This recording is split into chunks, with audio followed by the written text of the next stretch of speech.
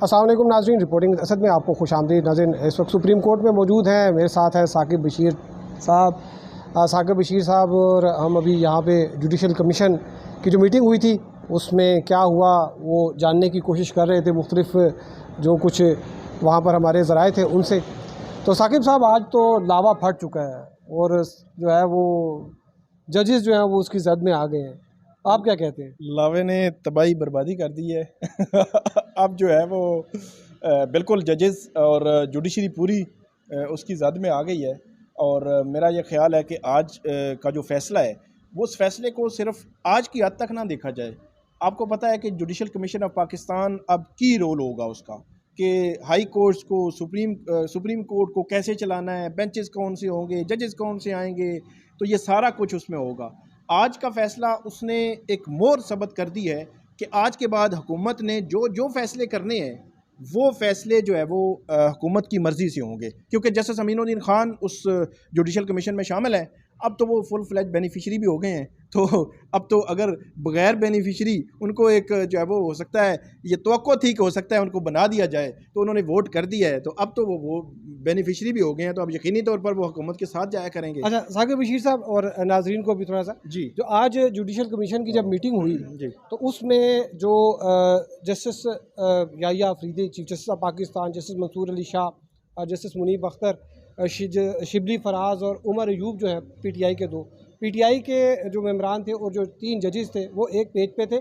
और जो इनकी जानिब से जो सबसे पहले प्रपोज़ल आया वो ये था कि जो चीफ जस्टिस ऑफ पाकिस्तान जो है वो कॉन्स्टिट्यूशनल बेंच जो है उसकी सरबराही करेंगे और जितने भी सुप्रीम कोर्ट के जजेस हैं, मोअज़्ज़ज़ जजेस साहिबान, वो सारे कॉन्स्टिट्यूशनल जो बेंच होगा वो उसके रुकन होंगे। बेंच का मतलब ये है कि हर जज जो है उसके पास 17 के 17 के 17 जो हैं। तो उसमें फिर जो फ़ारूक शनाइक साहब हैं जो कि सेनेटर भी हैं और पाकिस्तान बार काउंसिल के वाइस चेयरमैन भी हैं, उनकी जानिब से ये तजवीज़ आई कि अगर इस तरह से करना है तो फिर तो 26वीं आर्मी तरमीम की ज़रूरत नहीं थी। फिर तो यही सिस्टम चलता रहता। तो उन्होंने ये कहा कि हम इस तरह से है कि जो पहले 3 जजेस हैं चीफ जस्टिस ऑफ पाकिस्तान, तो वो खैर नहीं हो सकते उसमें, जो पहले 2 जजेस हैं वो सुपरसीड हो चुके हैं, तो उनके बाद जो सीनियरिटी में आप देखें, जो लोग सीनियरिटी में उन पर जो है वो कर दें। तो अमीनुद्दीन साहब और आयशा मलिक साहब जो है पंजाब से सीनियरिटी पे थी, उनको ले लिया गया। और जो इसी तरह जो बलूचिस्तान से जमाल बंदूखेल साहब और नईम अफ़गान साहब, और सिंध से जो है वो मोहम्मद अली मज़हर साहब और हसन नज़र रिजवी साहब हो गए। और जो पेशावर KPK से मुसरत अलाली साहब जो है उनको एक लिया गया, तो साहिबा। तो ये कोई 7 रुकनी जो है वो बेंच बन गया। और इसकी थोड़ी सी कंपोजिशन जो है वो ये होगी कि अभी इसमें थोड़ा सा एक लूप होल वो ये है कि अगर ये जो केसेस सुनते हैं तो उनकी जो है वो अपील का कोई फोरम जो है वो क्या होगा, क्योंकि ये एक आइनी मुकदमा है। तो आइनी मुकदमे का लार्जर बेंच जो क्या होगा, जो हमें जो पता चला कि उसमें ये जो उन्होंने बात की कि 7 जो जजेस हैं ये तो आइनी जो है मामलात सुनेंगे, तो इनका जो कम से कम जो बेंच होगा वो होगा 5 रुकनी बेंच। तो उसमें जब अपील होगी तो वो 7 रुकनी बेंच में। तो उसमें साकिब साहब आप क्या ये समझते हैं कि अगर 5 जजों ने एक केस जो है उसके ऊपर कोई फैसला दिया है तो वही जो है वो अपील जो है वो 7 रुकनी उसके पास आ जाती है, तो उनमें से 5 का तो मौक़िफ़ पहले से ही आया हुआ है। तो फिर इसमें आप समझते हैं कि क्या कोई इसमें क्या इसकी कानूनी? अच्छा, मेरा जो ख्याल है कि वो ये है कि अगर 5 हों या ये 7 हों, ये अगर सुन लेंगे उस पर अपील में नया बेंच भी तश्कील दे सकती है, क्योंकि जुडिशल कमीशन ऑफ पाकिस्तान का इजलास बुलाकर, क्योंकि अब जो है वो असल जो क्या कहते हैं कंट्रोल वो जुडिशल कमीशन के पास होगा।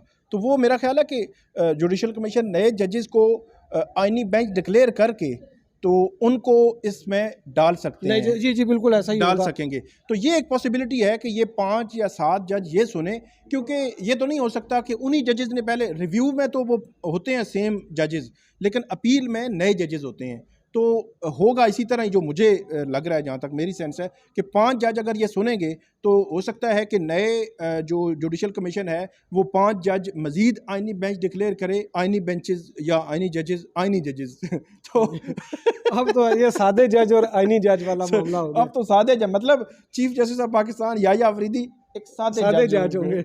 जस्टिस मंसूर अली शाह वो सादे जज होंगे। तो ये सादे जज और दूसरे जज में वो 5 हो सकता है, नए जज लाएं और 2 पुराने डाल के 7 का एक लार्जर बेंच बना के उसकी अपील चली जाए, ये एक पॉसिबिलिटी अच्छा, हो सकती अभी है। जो आप बात कर रहे थे, अभी जो आगे जुडिशल कमीशन जो है जब रिकॉन्स्टिट्यूट होगा, क्योंकि इसमें आइन में लिखा हुआ है कि अगर अगर आइनी जो बेंच का सरबराह जो है वो उसके मेंबर होंगे, और अगर आइनी बेंच के सरबराह ऑलरेडी जुडिशल कमीशन के मेंबर हैं, तो नेक्स्ट जो सीनियरिटी में जो सीनियर मोस्ट होंगे उन जो कॉन्स्टिट्यूशन बेंच में उनको, तो अच्छा। इसमें जो अभी जब नए सीनियरिटी में जो जो अभी जो हमारे सामने नाम आए हैं, तो जस्टिस जमाल खान मंदोखेल जो है वो आइंदा फिर इसके मेंबर बनेंगे जब इसको जब कॉन्स्टिट्यूशन बेंच बन जाएगा ना, क्योंकि कंपोजिशन में यही है ना। ये जो जस्टिस अमीनुद्दीन खान क्योंकि आइनी बेंचेस के सरबराह होंगे, और उसके बाद जस्टिस जमाल खान मंदोखेल, और उसके बाद जस्टिस मोहम्मद अली मजहर, ये 3 जजेस की एक कमेटी होगी। जिस तरह प्रैक्टिस एंड प्रोसीजर कमेटी है, इसी तरह आइनी बेंचेस के जजेस की एक कमेटी होगी।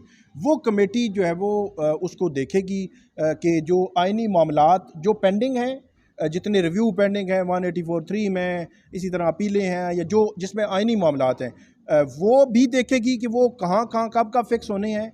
फिर नए आने वाला हर आइनी मामला इनके पास आएगा, और सबसे पहले पता है कौन सा मामला इनके पास आ रहा है? 26वीं आइनी तरमीम कि जिसके सबसे बड़े बेनिफिशरी हैं। वैसे तो हो सकता है justice Aminuddin Khan chief justice भी ना बनते, जस्टिस मोहम्मद अली मजहर भी किसी मेन उस पर ना आते, या जस्टिस जमाल खान मंदोखेल भी ना आते, लेकिन ये है कि 26वीं आइनी तरमीम की वजह से उनको बड़ा लीड रोल मिला है, बल्कि CJP से भी ज़्यादा रोल जो है उनका बन गया है।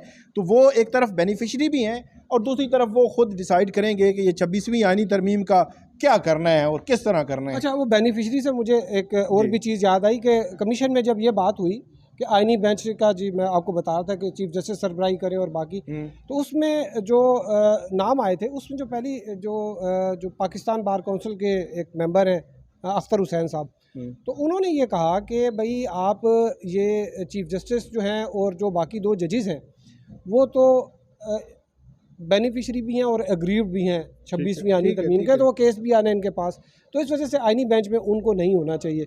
अब जस्टिस अमीनुद्दीन है वो तो अभी तक बेनिफिशरी नहीं थे, वो तो अब जो है एक सबसीक्वेंट उसमें जो है वो हुए बेनिफिशरी। तो इसमें आपके ख्याल में कि हम इनको कह सकते हैं कि ये अमीनुद्दीन साहब जो है वो वही फैसला करेंगे जो हुकूमत चाहेगी?